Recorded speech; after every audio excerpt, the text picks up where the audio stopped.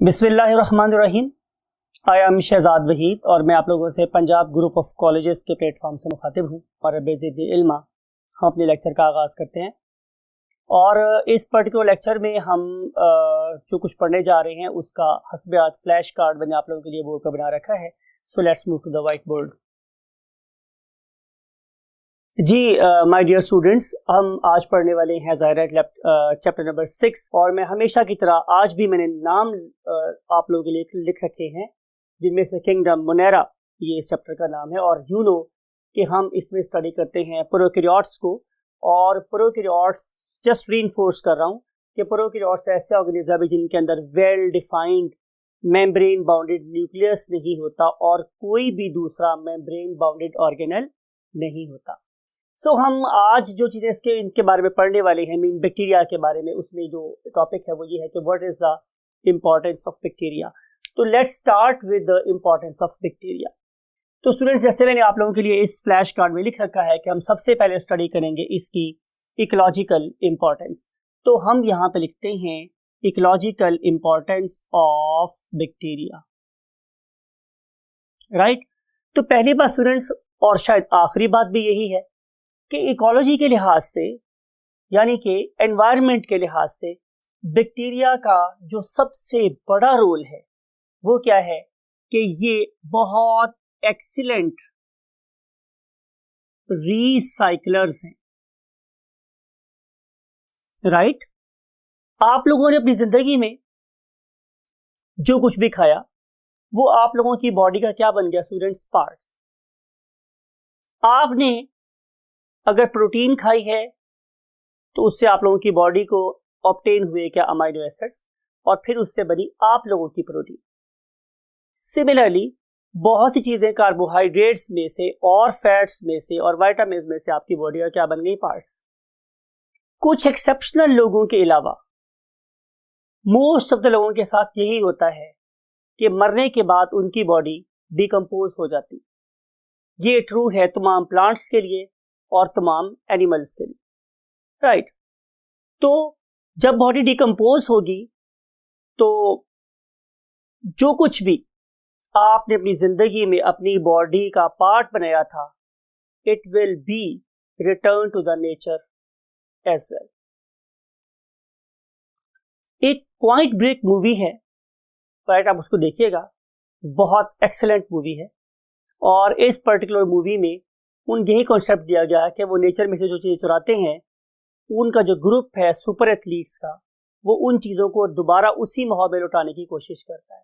हालांकि ये बात गलत है, सिर्फ इस कॉन्सेप्ट रिलेटेड थी इसलिए मैंने बात डिस्कस की कि वो वाला काम हमारे इन्वायरमेंट में कौन कर रहे हैं? बैक्टीरिया कर रहे हैं। और इस पर्पज़ के लिए जो काम ये करते हैं उसे हम क्या बोलते हैं? Decomposition, right. वो क्या करते हैं स्टूडेंट्स? डीकम्पोजिशन। और इस पर्टिकुलर प्रोसेस के थ्रू वो कार्बन को, नाइट्रोजन को, सल्फर को, फॉस्फोरस को, राइट, क्या कर देते हैं? एनवायरनमेंट को रिटर्न कर देते हैं। यानी कि ये वाले एलिमेंट्स जब तक आप जिंदा हैं आपको सर्व करें, फिर ये दोबारा एनवायरनमेंट का पार्ट बन जाए और किसी दूसरे ऑर्गेनिज्म की बॉडी में घूम रहे हैं। सो ये इनका इकोलॉजिकल रोल है। फिर हम स्टडी करते हैं इनके इकोनॉमिकल रोल को। तो अगर आप इसके इकोनॉमिक्स में कंट्रीब्यूशन को देखें तो ये दो तरह की हो सकती। Number 1, useful contribution. अगर मैं इसके यूजफुल होने की बात करूं तो bacteria are very very useful. कैसे? कि हम इनसे ऑब्टेन कर सकते हैं फूड। बहुत से ऐसे बैक्टीरिया हैं जो फूड की मैन्युफैक्चरिंग में हमारी हेल्प करते हैं। फिर इसके अलावा हम इन बैक्टीरिया को लेदर इंडस्ट्री में यूज कर सकते हैं, राइट। सिर्फ और सिर्फ ये मैंने एक इंडस्ट्री का नाम लिया, जरूरी नहीं है, और भी बहुत सी इंडस्ट्रीज में इस्तेमाल हो सकती है। मिसाल के तौर पे हम लोग इनसे वैक्सीन्स बनवा सकते हैं, राइट। फिर इसके अलावा स्टूडेंट्स हम इससे बनवा सकते हैं डिफरेंट किस्म की antibiotics, right, and many more. यानी कि आप लोग बैक्टीरिया को डिफरेंट पॉजिटिव वेज में यूज कर सकते हैं। लेकिन क्या सारे के सारे बैक्टीरिया हमें सिर्फ मुआशी फायदे दे रहे होते हैं? मुआशी फायदा से मुराद हमारे पास ये है कि ये हमें सिर्फ और सिर्फ पैसा कमाने में हमारी हेल्प कर रहे हैं? तो आंसर इज नो। बहुत से बैक्टीरिया ऐसे भी हैं कि जिन्हें मैं डेलिबरेटली रेड से लेकर आऊं, इसका मतलब यह है कि दे आर हार्मफुल। तो बैक्टीरिया की जो बहुत सी टाइप्स हैं वो हार्मफुल भी हैं। अब अगर वो हार्मफुल है तो हमें अवेयरनेस होनी चाहिए students. We should be aware of it कि वो हमें कौन कौन सा हार्म दे सकते हैं। तो इसका आंसर स्टूडेंट्स ये है कि दे कैन स्पॉइल। स्पॉइल का मतलब होता है ज़ाया करना। तो ये ज़ाया कर सकते हैं किस चीज़ को? जाहिर है नंबर 1 पे मेरी वेजिटेबल्स को। वेजिटेबल्स मीन सब्जियों को ज़ाया कर सकते हैं। फिर ये स्पॉइल कर सकते हैं किस को? मेरे फ्रूट को। फिर ये ज़ाया कर सकते हैं, जैसे आपने सुना होगा कि आटा जो है वो खमीरा हो जाता है, तो उस किस्म के जो हमारा आटा है या आटा की जो डिफरेंट व्हीट प्रोडक्ट्स हैं, ये उनको भी स्पॉइल कर सकते हैं। Right students? तो आप इसको सिंपल किसी भी फूड स्टफ से माइंड में रख सकते हैं। फिर अगली बात जो स्टूडेंट्स को मेरे पास ये है कि what are the medical uses of these particular bacteria. तो उसके लिए हम मूव करते हैं नेक्स्ट स्टेप पर। अब हम यहां लिखेंगे मेडिकल यूज क्या है। तो मेडिकल यूज के पॉइंट ऑफ व्यू से बेटा आप लोगों ने जो बातें माइंड में रखनी है वो ये है, नंबर 1 कि आप लोगों की बुक में एक वैल्यू गिवन है कि अप्रोक्सीमेटली 200 पैथोजेनिक स्पीशीज। पैथोजेनिक, मैंने बहुत दफा ये वर्ड यूज किया है, mean disease causing species. Organisms reported हैं, बैक्टीरिया रिपोर्टेड हैं, और ये जाहिर है हमें एटलीस्ट 200 डिफरेंट टाइप्स की डिसऑर्डर्स कॉज कर सकते हैं। अब अगर आप लोग इस मेडिकल पॉइंट ऑफ व्यू से देखें तो ये भी इसका ताल्लुक भी हमारी इकोनॉमिक्स के साथ है। मीन टू से कि जितनी इंडस्ट्रीज क्या बना रही हैं, एंटीबायोटिक बना रही हैं, ज़ाहिर है वो रेवेन्यू जनरेट कर रही हैं, वो भी एक फायदा हम लोगों को मिल रहा है। उससे कितने लोगों का बिजनेस एसोसिएट है, कितने लोगों के बिजनेस से मुराद स्टूडेंट्स मेरे पास ये है कि वो लोग जो उस इंडस्ट्री में काम कर रहे हैं, वो लोग जो उस पर्टिकुलर मेडिसिन को डिस्ट्रीब्यूट कर रहे हैं, वो वाले लोग जो उस पर्टिकुलर मेडिसिन को सेल कर रहे हैं, और फिर इवेंचुअली इसका फायदा किसको है? पेशेंट को है, कि ये जो पेशेंट है ये उस मेडिसिन को यूज करके ज़ाहिर फायदा ले रहा है। लेकिन बहरहाल ये तो उसका पॉजिटिव एक्सपेक्ट हो गया, लेकिन नेगेटिव एक्सपेक्ट क्या है कि ये 200 पैथोजेनिक बैक्टीरिया दुनिया में होने वाली अमवात का एक लॉइन शेयर, एक बहुत बड़ा हिस्सा कंट्रीब्यूट करते हैं। तो बैक्टीरिया हमें डिफरेंट किस्म की डिजीजेस कॉज करते हैं, और इनमें से बहुत सी जो डिजीजेस हैं they are very very fatal, वो जानलेवा साबित हो सकती हैं, और इनकी वजह से जाहिर है क्या हो सकती हैं? डेथ्स हो सकती हैं। और इनकी एक लिस्ट आप लोग पढ़ के आए हैं। फॉर एग्जाम्पल कि आप कॉलरा, मैंने आपको बोला था कि ये एक ऐसा डिसऑर्डर है जो कि बहुत बड़े बड़े पहलवानों को भी 2 और 3 डेज के अंदर ग्रेवयार्ड में पहुंचा सकता है। Very very strong pathogen, right. फिर आपने दुनिया के एक बहुत मशहूर डिसऑर्डर को भी जानते हैं, दैट इज कॉल्ड एज, जाहिर है, ट्यूबरकुलोसिस और टीबी। फिर आप लोगों ने बच्चों का सबसे ज्यादा दुश्मन, that is called as pneumonia. हालांकि ये ओल्ड एज में भी उतना ही डेंजरस है, लेकिन जितनी अमवात निमोनिया की वजह से बच्चों की होती हैं शायद किसी और एज में नहीं होती। तो ये मैंने कुछ आपको डिसऑर्डर्स बताई कि जिसकी वजह से जाहिर है हम इनको बिल्कुल एक स्ट्रॉन्ग ओपोनेंट के तौर पे कंसिडर करते हैं, और वो स्ट्रॉन्ग ओपोनेंट कौन है? हमारा बैक्टीरिया। और मैंने आपसे कल भी एक बात कही थी स्टूडेंट्स कि there is an ongoing battle, कि आप डॉक्टर बनेंगे इंशाल्लाह तो आपको पता चलेगा कि आप में और बैक्टीरिया में एक मुसलसल जंग जारी है। हम being chemist, being doctors and being you can say biotechnicians, we are doing our best to create new medicine every time। लेकिन अल्लाह ताला ने बैक्टीरिया को भी सलाहियत से नवाजा है कि वो भी अपने डीएनए को, अपने जेनेटिक मेकअप को बार बार रिशफल करके हमारी बनाई हुई एंटीबायोटिक के अगेंस्ट रेजिस्टेंस डेवलप कर लेते हैं। ये बात अपने माइंड में रखनी है। इस लेक्चर के एंड पे हम इसको भी बहुत फोकस करेंगे, राइट स्टूडेंट्स। तो अब हम चलते हैं स्टूडेंट्स नेक्स्ट पॉइंट की तरफ। अगर ये वाले बैक्टीरिया इकोनॉमिक इंपॉर्टेंस के हामिल भी हैं और इकोलॉजिकल इंपॉर्टेंस के हामिल भी हैं और ये हमें डिफरेंट डिजीजेस भी कॉज कर सकते हैं, ये हमारी फूड को स्पॉइल भी कर सकते हैं, हमारी अदर इंडस्ट्री को भी अफेक्ट कर सकते हैं, तो फिर हमें इनको क्या करना चाहिए, कंट्रोल करना चाहिए। तो आइए हम स्टडी करते हैं next topic, and next topic is control of bacteria. Control of bacteria. तो स्टूडेंट्स, बात यह है कि हम लोग बैक्टीरिया को दो तरीके से कंट्रोल कर सकते हैं। One of them is called as physical method, right. अब यहां पे मुझे हजरत मुशर्रफ जो हमारे प्रेसिडेंट थे रहमतुल्लाह अलैह, उनका एक बयान याद आ रहा है कि मार नहीं प्यार। इसे हम बोलते थे फिजिकल पनिशमेंट, कि आप अपने स्टूडेंट को या एक कोई भी शख्स सोसाइटी में दूसरे बंदे को ये कोशिश करे कि वो उसे बिल्कुल ना मारे, टच ना करे। लेकिन बाद वक्त ऐसा हो जाता है कि दुनिया में ऐसे एनवायरनमेंट प्रोड्यूस हो जाते हैं कि बस फिर फिजिकल पनिशमेंट ही उसका एक हल रह जाता है। और वैसे ही अल्लाह रब्बुल इज़्ज़त ने भी ऐसा ही काम किया हुआ है कि उसने अगर जन्नत का हमें बिशारा सुनाई है तो हमें दोज़ख से डराया भी है, और वो जगह त्याग करके रखी हुई है। तो बात ये हो रही थी कि सम टाइम बैक्टीरिया इतने ज़्यादा डेंजरस हो जाते हैं कि फिर इनको कंट्रोल करने के लिए हमें फिजिकल मेथड यूज़ करने पड़ते हैं। और ये फिजिकल मेथड के थ्रू जो काम हम लोग कर रहे हैं, that is called as sterilization, right students. तो इसको मैं आपको प्रॉपर स्पेल के साथ लिख रहा हूँ, STERILIZATION, स्टरलाइजेशन। तो मैं वैसे आप इसे स्टेरी नहीं बोलते, लेकिन जस्ट याद करने के लिए बोल रहा हूँ कि आपने इसे स्टेरिलाइजेशन के साथ याद करना है, बिकॉज एक बायोलॉजिकल वर्ड है तो इसमें स्पेलिंग मिस्टेक बर्दाश्त नहीं होगा। तो स्टेरिलाइजेशन को हम अचीव कर सकते हैं कैसे? Number one, look at this, using heat.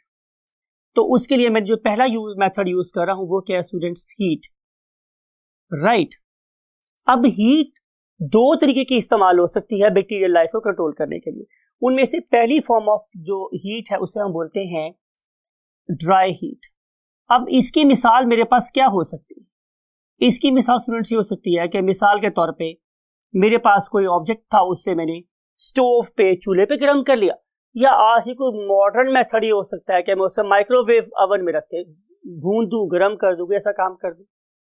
यानी कि इस वाले केस में मैंने वाटर को इन्वॉल्व नहीं किया हुआ। इस किस्म की हीट में जाहिर है जो बैक्टीरिया के अंदर प्रेजेंट हैं डिफरेंट किस्म के necessary components, may be food की फॉर्म में, मे बी एंजाइम की फॉर्म में, या may be different other reactants की फॉर्म में, उनके साथ एक सलूक होता है। वो सलूक आप लोगों ने याद रखना है, वो ये है स्टूडेंट्स ऑक्सीडेशन, कि जो कोई भी यूजफुल चीज है उसकी हो जाती है ऑक्सीडेशन, और आपको पता है कि ऑक्सीडेशन के प्रोसेस में वो वाली चीज क्या हो जाती है? खराब हो जाती है, या उसी केमिकल कंपोजिशन डिस्टर्ब हो जाती है। दूसरा मेथड हमारे पास स्टूडेंट्स क्या है? वो है स्टूडेंट्स मॉइस्ट हीट। अब मॉइस्ट हीट से मेरे पास क्या मुराद है? इसके लिए आप लोगों को अंडरस्टैंड करना पड़ेगा एक बड़ा मुश्किल सा वर्ड जिसे हम बोलते हैं प्रेशर कुकर, राइट। कितनी मुश्किल बात की ना स्टूडेंट्स मैंने। तो प्रेशर कुकर में हम क्या कर रहे हैं? जाहिर है हम कोई भी चीज रखेंगे, उसके अराउंड में पानी प्रोवाइड करेंगे, प्रोवाइड करने के बाद उसके ऊपर हम क्या जो कैप है वो लगा देंगे, और then we will lit on what the our stove. Stove को लिट ऑन का मतलब है हम ऑन कर देंगे, और वो जो एनर्जी है वो क्या करेगी स्टूडेंट्स के वो इसकी जितनी भी प्रोटीन्स हैं इसके अंदर प्रेजेंट, उन सारी की सारी प्रोटीन्स को कोएगुलेट कर देगी, राइट।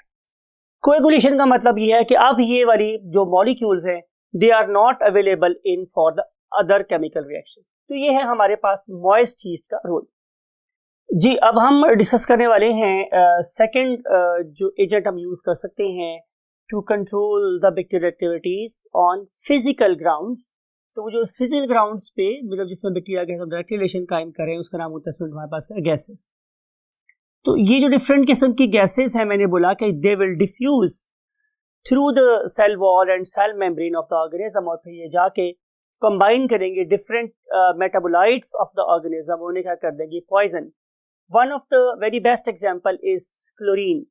आप लोगों को पता है कि हम लोग स्विमिंग पूल्स के अंदर जो वाटर है उसे क्लोरीनेट करते हैं, और ये जो क्लोरीनेशन है ये डेफिनेटली क्या करेगी कि जाके बैक्टीरिया के एंजाइम सिस्टम को और बैक्टीरिया के डिफरेंट और एक्टिव इंग्रेडिएंट्स को क्या कर देंगे, क्लोरिनेट कर देंगे, उसको ब्लॉक कर देंगे और उसे रिएक्शन के काबिल नहीं छोड़ेंगे। तो ये गैसेस बड़ी स्ट्रॉन्ग किस्म की चीज़ें, जैसे मैंने एग्जांपल दिया है कि what for example is chlorine. तो ये एक ऐसा गैस हो सकती है कि जिसे हम आइडियली यूज करते हैं to retard the growth of bacteria, right. इसके बाद हम अगले पॉइंट पे चल रहे हैं और जो नेक्स्ट पॉइंट है फ्रेंड्स वो क्या था हमारे पास, फिल्ट्रेशन। थर्ड पॉइंट हम डिस्कस करने वाले हैं and that very third point is called as filtration. और सवाल ये है कि हाउ इट इज पॉसिबल कि हम लोग ऑर्गेनिजम्स को एक्टिविटी करने से रोक दें यूजिंग फिल्ट्रेशन। तो आंसर स्टूडेंट्स ये है कि इसके लिए हम ये नहीं कर रहे कि फिल्टर बैक्टीरियल एक्टिविटी को रिड्यूस कर सकता है, ऐसा हरगिज नहीं है।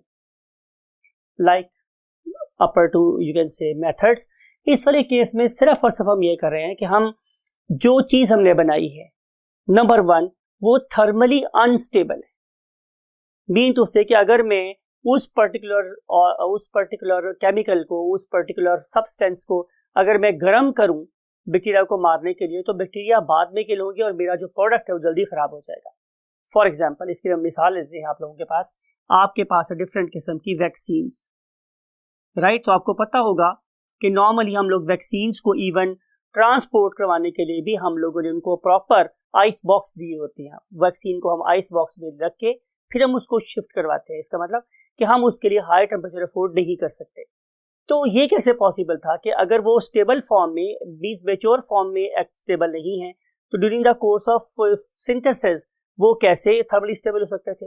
तो फिर हम लोगों ने क्या किया कि बजाय इसके कि हम वैक्सीन को गर्म करके जरासीम से पाक करें, हम लोगों ने हमने उनको फिल्टर करके पाक कर लिया। इसके अलावा स्टूडेंट्स आप लोगों के पास जितने हार्मोन्स हैं उनके बारे में भी ऐसी ही बात है कि उन्हें भी हम लोग स्टरलाइज करते हैं using the process of filtration. इसके अलावा डिफरेंट किस्म की एंटीबायोटिक्स भी ऐसे ही क्या की जाती है स्टूडेंट्स, स्टरलाइज की जाती है, राइट। तो ये हुआ फिल्ट्रेशन का प्रोसेस। अब अगला सवाल ये है कि हम कौन सा फिल्टर यूज करेंगे। तो स्टूडेंट्स इसका आंसर ये है कि ये बात किस पे डिपेंड कर रही है, जाहिर है पोर साइज पे, राइट। मैं कौन सा फिल्टर यूज करूं वो डिपेंड करता है पोर साइज पे। तो पोर साइज मेरे पास डिफरेंट हो सकते हैं बिकॉज कि आज हम लोगों ने इतनी एडवांसमेंट हासिल कर लिया कि हम इवन जो मेम्ब्रेन यूज करते हैं उसके पोर साइज को प्रॉपर मॉनिटर कर सकते हैं, रेगुलेट कर सकते हैं। तो हमारे पास बहुत छोटे साइज से लेकर बड़े साइज के पोर्स के फिल्टर्स प्रेजेंट होते हैं। तो मेरा ऑब्जेक्टिव है वो ये है कि मैं ये देखूं कि मेरा जो प्रोडक्ट है उसके अंदर किस किस्म के बैक्टीरिया जो है ना वो इफेक्ट कर सकते हैं, उसकी कौन सी स्पीशीज हो सकती है। तो उसके लिहाज से मैंने पोर साइज सेलेक्ट करना होता है, राइट। तो pore size of the filter depends upon the nature of organism. Nature of organism, अगर आप लोगों को बहुत छोटे ऑर्गेनिज्म का सामना करना पड़ रहा है तो आपको बहुत छोटे पोर साइज का फिल्टर यूज करना पड़ेगा। और ये हम इसलिए बात यहाँ पे इनकलकेट कर रहे हैं कि जितने छोटे साइज का फिल्टर होगा जाहिर है उसकी प्राइस भी उतनी ज्यादा हो जाएगी। तो हम इंडस्ट्री में अपने प्रोडक्ट की मैन्युफैक्चरिंग कॉस्ट को कम करने के लिए हम वही फिल्टर यूज करते हैं जिसकी रिक्वायरमेंट है, हम फजूल पैसे को ज़ाया नहीं कर रहे होते। अगली बात स्टूडेंट्स हमारे पास ये है कि now we want to move to the next step and next step is what, the radiation. अब सवाल ये है कि हम रेडिएशंस को कब यूज करेंगे। तो आंसर ये है स्टूडेंट्स कि जब हमारे पास स्टरलाइजेशन रिक्वायर्ड है, किसके ऊपर, on non living surfaces, right. For example students आप लोगों से मैं डिस्कस कर रहा हूं किस चीज को, सर्जिकल इंस्ट्रूमेंट्स। अब यहां पे किसी किस्म का कोई हर्डल नहीं है मेरे पास कि इसमें मेरी चीज खराब हो जाएगी या उसको गर्म करने से कोई प्रॉब्लम होगी, राइट। तो उस पर्टिकुलर केस में मैं रेडिएशंस को यूज करूंगा और ये रेडिएशंस आमतौर पे 300 नैनोमीटर से nm नैनोमीटर से कम वेवलेंथ वाली होती है, राइट। तो इस पर्टिकुलर टाइम पे मुझे यूज करनी है व्हाट, रेडिएशन। अगर आप किसी भी सर्जिकल इंस्ट्रूमेंट को देखें तो उसके ऊपर लिखा होता है स्टेरिलाइज्ड विद गैमा रेडिएशन। तो आमतौर पे जो हम यूज करते हैं रेडिएशन यहाँ पे, that is called as gamma radiation, right students. तो ये हमारे पास कुछ ऐसे मेथड्स हैं कि जिसकी वजह से हम बैक्टीरिया को फिजिकली कंट्रोल कर सकते हैं। अब हम चल रहे हैं दूसरे मेथड की तरफ, और दूसरा मेथड हमारे पास स्टूडेंट्स क्या है, केमिकल मेथड। अब अगर हम केमिकल मेथड की बात कर रहे हैं स्टूडेंट्स, तो केमिकली हम लोग बैक्टीरिया को डिफरेंट केमिकल्स से कंट्रोल कर सकते हैं, जिसमें से जो पहला केमिकल एजेंट आप लोगों की बुक में लिखा हुआ है उसे हम लोग नाम देते हैं एंटीसेप्टिक और एंटाइसेप्टिक। अब सेप्सिस का मतलब होता है पॉइजन या जहर। ये जहर कहां फैल सकता है स्टूडेंट्स? जाहिर है आप लोगों के लिविंग टिश्यू में, राइट। अगर आप लोगों के लिविंग टिश्यू में कोई ना कोई पॉइजन फैल गया है या फैल रहा है, तो उस पर्टिकुलर कॉजेटिव एजेंट को वॉश करने के लिए जो मेडिसिन मैं यूज कर रहा हूं उसे हम लोग एंटीसेप्टिक बोलते हैं। मिसाल के तौर पे आपको ये वाली बात बिल्कुल पता है कि अगर आपके पांव में कोई कील चुभ गया है तो कील की जो डेप्थ है वो काफी ज्यादा है, तो आप उस टिश्यू में उस पर्टिकुलर टाइम पे आप लोगों के उस वुंड में बैक्टीरिया काफी डीप तक इन्वेड कर सकते हैं। तो इस पर्टिकुलर टाइम में अगर मैं बैक्टीरिया को वहां पे रहने दूंगा तो कंडीशन स्टूडेंट्स कैसी हो जाएंगी? बहुत ज्यादा एनारोबिक हो जाएंगी। तो उस पर्टिकुलर टाइम पे वो बैक्टीरिया जो एनारोबिक एनवायरनमेंट में बहुत तेजी से ग्रो करते हैं, उन्हें थ्राइव करने का, पनपने का, मल्टीप्लाई करने का मौका मिल जाएगा। तो अगर मैं उन पर्टिकुलर टिश्यूज को डैमेज होने से बचाना चाहता हूं तो मुझे क्या करनी चाहिए? कोई ना कोई एंटीसेप्टिक यूज करनी चाहिए। और आपको पता है कि शायद तो वो वाली एंटीसेप्टिक स्टूडेंट्स जो आजकल हम बहुत ज्यादा यूज कर रहे हैं उनमें से आपने एक का नाम पायोडीन सुन रखा होगा। तो Pyodine is one of the very best example of what antiseptic agents. इसके अलावा आपने कभी ये भी देखा होगा कि जो हमारे बार्बर लोग हैं, जिसे हम नाई बोलते हैं, वो थोड़ी सी डेटोल डालने के बाद भी जख्मों को धो देती हैं या उसके ऊपर लगा देते हैं एक फटकड़ी। ये भी आपको डिफरेंट किस्म के जो बार्बर हैं या नाई हैं उनकी जगह पे आपको मिल जाएगी, देखेंगे वो फटकड़ी को घोल के जख्म के ऊपर लगा देते हैं। तो इन सारे केसेस में बेसिकली यू नो कि हम लिविंग टिश्यूज के ऊपर चीजों को अप्लाई कर रहे हैं। तो वो वाली चीजें, वो वाले केमिकल्स जो लिविंग टिश्यू में बैक्टीरिया की ग्रोथ को रोकने में इस्तेमाल हो सकते हैं, हम उन्हें क्या बोलते हैं? Antiseptic agents, right. अब हम चलते हैं नंबर 2 पॉइंट की तरफ। जो दूसरी चीज हम यूज कर सकते हैं केमिकल मेथड से बैक्टीरियल ग्रोथ को अरेस्ट करने के लिए, उसे हम बोलते हैं डिसइंफेक्टेंट। और जैसे हम लिख चुके हैं ऑलरेडी कि डिसइंफेक्टेंट जो केमिकल्स हैं वो बेसिकली नॉन लिविंग टिश्यू पे इस्तेमाल होते हैं। उसकी रीजन हमारे पास स्टूडेंट्स ये है कि अगर मैं इस पर्टिकुलर एजेंट को अपने लिविंग टिश्यू पे इस्तेमाल करूंगा तो ये वही हरकत करेंगे जो हम बैक्टीरिया के साथ करते हैं। मीन्स कि मेरे लिविंग टिश्यू में 2 प्रोसेसेस करेंगे। जाहिर है या तो मेरे टिश्यू की रिडक्शन कर देंगे और या फिर ये मेरे टिश्यू की ऑक्सीडेशन कर देंगे, और उसके रिजल्ट में ये मेरे टिश्यू को डैमेज करेंगे। कौन से टिश्यू की बात हो? लिविंग टिश्यू की। तो इसीलिए मैंने इसको यूज करता हूँ डिसइंफेक्टेंट को for non living tissues only. तो सवाल ये है कि क्या आप लोगों की बुक में कोई ऐसी एग्जांपल गिवन है कि जिसमें नॉन लिविंग टिश्यूज पे इस्तेमाल होने वाले केमिकल एजेंट का जिक्र है? तो आंसर इज यस। हमारे पास 6 ऐसे एग्जांपल्स जो गिवन है आप लोगों के पास। नंबर 1 इज हेलोजन, जैसे कि मैंने क्लोरीन की आप लोगों को एग्जांपल दी। फिर हम लोग इस्तेमाल कर सकते हैं स्टूडेंट्स फिनोल को, राइट। फिर हम यूज कर सकते हैं H2O2, ये इससे आप लोग वाकिफ हैं। हाइड्रोजन पेरोक्साइड की बात कर रहा हूँ कि ये आमतौर पे थोड़े से प्रिमिटिव टाइम में लोग अपने कानों में डालते थे और कान जो थे वो उबलना शुरू कर देते थे। लोग कहते जनाब कि इसमें बेसिकली हमारी जो वैक्स है वो खत्म हो रही है, हमारे कान धुल रहे हैं। हालांकि it was a malpractice, और इस H2O2 को जैसे मैंने बोला कि इसे लिविंग टिश्यू पे इस्तेमाल नहीं करना चाहिए। फिर इसके बाद और जो एग्जांपल्स आपकी बुक में गिवन है उसका नाम है स्टूडेंट्स KMnO4, पोटासियम परमैंगनेट। किसी ज़माने में लोग इसे पिंकी के नाम से सेल किया करते थे अपने मेडिकल स्टोर्स के ऊपर, और इसको लोग प्रॉपर अपने कुओं में डालते थे ताकि कुएं का पानी जो है वो जरासीम से पाक हो जाए, राइट स्टूडेंट्स। तो ये था हमारे पास जो हमारी क्या थी, पिंकी साहिबा थी, मीन्स KMnO4, राइट। तो ये मार्केट में इस नाम से अवेलेबल थी। फिर हम चलते हैं तो अल्कोहल, ये हम अपनी रिसर्च में बहुत ज़्यादा इस्तेमाल करते हैं, और ये भी आपको याद बताना है कि ये हम डेफिनेटली प्योर अल्कोहल यूज नहीं करते, बल्कि इसकी जो परसेंटेज है वो जस्ट अप टू 70% होती है। और इस वाले केस में भी ये दो तरीके से काम करेगी, जिसमें से सबसे पहला मेथड क्या है, डिहाइड्रेशन। और आखिरी जो हमारे पास एग्जांपल है स्टूडेंट्स, दैट इज द फॉर्मएल्डिहाइड।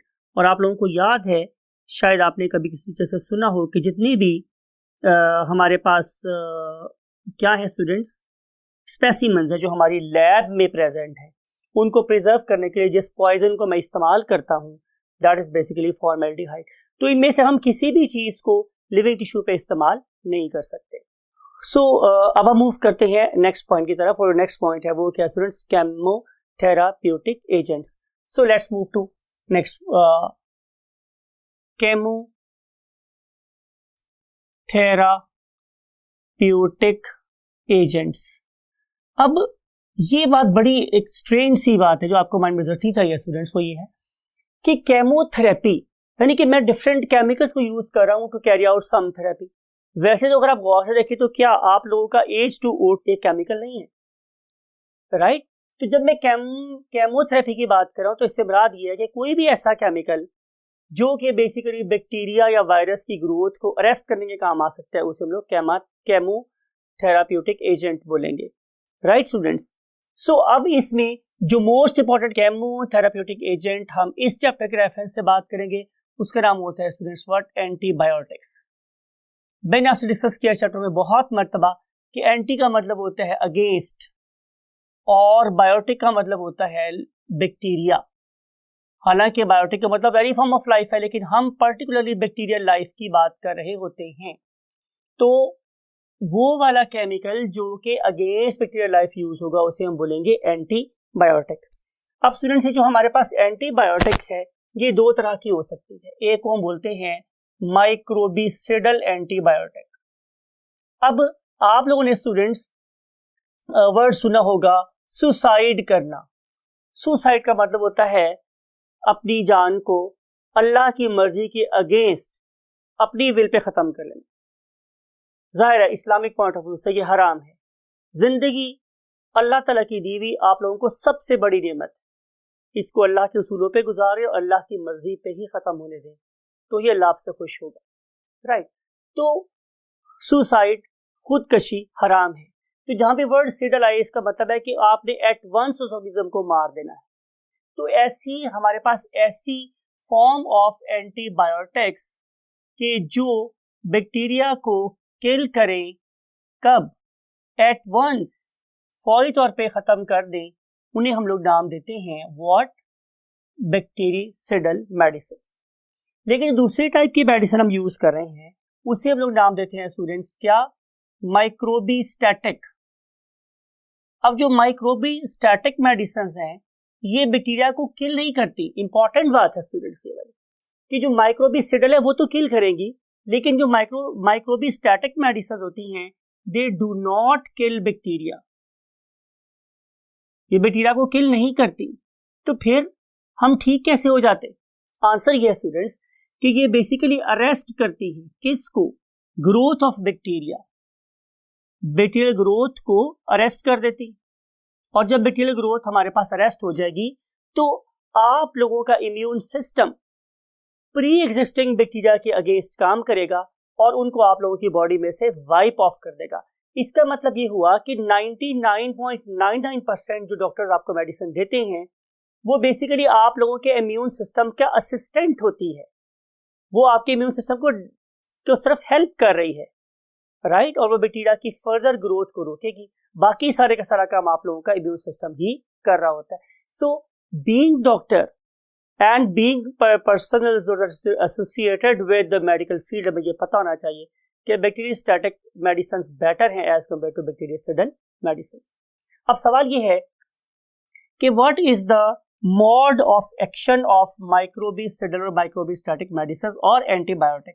तो हम लिख रहे हैं आखिरी बात आज की, mode of action of antibiotics. तो स्टूडेंट्स हमारी एंटीबायोटिक्स 4 तरीके से काम कर सकती है। नंबर 1 कि ये सेल वॉल के लेवल पे जाके काम करें। आप लोगों ने कल के लेक्चर में ये बात सुनी थी स्टूडेंट्स कि बेसिकली हमारी जो बैक्टीरिया है जब वो बाइंडिंग फिशन के प्रोसेस से गुजरता है तो आखिरी स्टेप में यहाँ पे सेल वॉल बनती। जब सेल वॉल हमारे पास बन जाएगी तो बैक्टीरिया डिवाइड हो जाएगी और उससे 2 डॉटर बैक्टीरिया बन जाएगी। लेकिन अगर मैं इस पर्टिकुलर टाइम पे सेल वॉल को बनने से रोक दूं, राइट स्टूडेंट्स, तो कॉमन सेंस फिर क्या होगी मेरे पास कि ये वाला बैक्टीरिया फिर डुप्लीकेट नहीं कर सकेगा, राइट। अगर वो डुप्लीकेट नहीं करेगा तो शायद नंबर इंक्रीज नहीं होगा। तो हमने बैक्टीरिया के बाइनरी फिशन के प्रोसेस से गुजरने की कैपेबिलिटी को रोक दिया, अरेस्ट कर दिया at the time of formation of cell wall. तो बहुत सी ऐसी एंटीबायोटिक्स हैं जो कि सेल वॉल की सिंथेसिस को रोक देती, राइट स्टूडेंट्स। फिर हम चलते हैं, कुछ ऐसी मेडिसिन होती हैं जो सेल मेम्ब्रेन के लेवल पे काम करती हैं। इसका मतलब ये होगा कि वो सेल मेम्ब्रेन को बनने से रोक रही हैं, या ऐसा भी हो सकता है कि वो हमारी सेल मेम्ब्रेन की परमिबिलिटी को ऑल्टर कर दे। अब वो वाली चीज जो सेल में जो बैक्टीरियल बॉडी के अंदर आनी चाहिए वो नहीं आ रही, और जो नहीं आनी चाहिए वो खामखा में एंटर हो रही। तो उस रिजल्ट में जो बैक्टीरिया की लाइफ है वो ऑल टुगेदर ऑपोजिट डायरेक्शन में मूव करना शुरू कर देगी, तो वो डिवाइड करने के काबिल नहीं रहेगा, means they are going to denature the cell membranes. फिर बहुत सी ऐसी मेडिसिन होती है जो कि बैक्टीरिया के साइटोप्लाज्म पे जाके काम कर रही हैं, और वो मेडिसिन जो जाके साइटोप्लाज्मिक एंजाइम सिस्टम को खराब करती हैं, ये डेफिनेटली मोर स्ट्रॉन्गर मेडिसिन हैं जो कि हम कोशिश करते हैं कि हम लोग यूज ना करें। तो मोस्ट ऑफ द टाइम जो डॉक्टर्स आपको एंटीबायोटिक दे रहे होते हैं वो या तो सेल वॉल के लेवल पे काम कर रहे होते हैं या सेल मेम्ब्रेन के लेवल पे काम कर रहे होते हैं। लेकिन इससे भी अगली जनरेशन ऑफ एंटीबायोटिक्स है, राइट। वो कौन सी मेडिसिन है स्टूडेंट्स जिन्हें मैं लिख रहा हूँ ब्लैक के साथ, वो हैं न्यूक्लिक एसिड्स पे काम करने वाली मेडिसिन। जाहिर है कि ये एक ऐसी मेडिसिन होती हैं कि जो क्या करेंगी, जो हमारे डीएनए या आरएनए को जाके डैमेज करेंगे, यानी कि या तो ये उसके क्रोमोसोम के ऊपर जाके डिस्टर्ब कर देंगी या फिर क्रोमोसोम से रिलीज होने वाले आरएनए को अफेक्ट कर देंगी, जिसकी वजह से डेफिनेटली बैक्टीरिया की ability to replicate its DNA and convey its message to ribosome to make its protein, वो रुक जाएंगी। तो जब प्रोटीन सिंथेसाइज नहीं होंगी तो बैक्टीरिया के नए एंजाइम ही नहीं बनेंगे और नई एक्टिविटीज के लिए जो रॉ मटेरियल चाहिए होगा वो अवेलेबल नहीं होगा और बैक्टीरिया की ग्रोथ क्या हो जाएगी, अरेस्ट। सो ये जाहिर है जो डीएनए पे जाके काम कर रही है वो चूंकि न्यूक्लिक एसिड सांझे हैं, वही न्यूक्लिक एसिड उनके हैं वही हमारे हैं, तो ये ज़्यादा डेंजरस हो सकती है। लिहाजा हम इस पर्टिकुलर जनरेशन ऑफ मेडिसिन को हम लोग यूज़ करते हैं as a last weapon, right students. I hope कि आप लोगों ने आज के लेक्चर में कुछ पॉजिटिव गेन किया होगा और आप इस स्पेसिफिक पॉइंट को यूज़ करेंगे again to score maximum marks in your FS examination. Take very good care of yourself. Thank you very much.